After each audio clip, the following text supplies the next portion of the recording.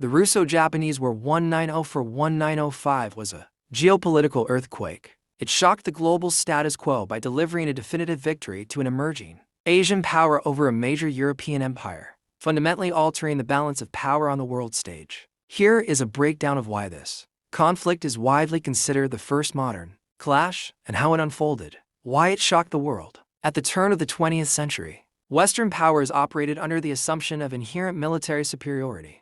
Japan's total victory over the Russian Empire shattered that illusion. The David versus Goliath narrative. Imperial Russia was a massive, traditional European heavyweight. Japan was an island nation that had only opened up to the West and begun industrializing during the Meiji Restoration. A few decades prior, global repercussions. The defeat severely weakened the Russian Romanov autocracy, directly fueling the Russian Revolution of 1905, a precursor to 1917. Conversely, Japan secured its position as a dominant world power, the blueprint for modern warfare. The Russo-Japanese War is often called World War Zero because it anticipated the horrific scale and technology of World War I. It was the first time industrial era technologies were deployed en masse. Rapid-fire weaponry, Maxim machine guns, and modern artillery decimated traditional infantry charges. Trench warfare. Long before the Western Front in Europe, armies at the Battle of Mukden dug vast networks of trenches, protected by barbed wire and landmines. Naval innovation. The conflict featured the first major battles between modern, steel-hulled battleships, heavily utilizing wireless telegraphy radio for tactical coordination. The conflict day-by-day key phases. 1.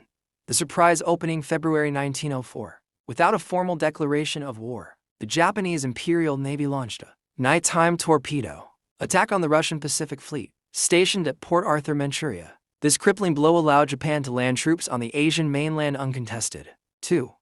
The Siege of Port Arthur, August 1904, January 1905. A grueling, bloody siege that lasted months. Japanese forces threw wave after wave of soldiers against heavily fortified Russian positions. The cost: Japan eventually captured the heights, overlooking the harbor, and destroyed the remaining Russian ships, but at the cost of over 57,000 casualties. 3.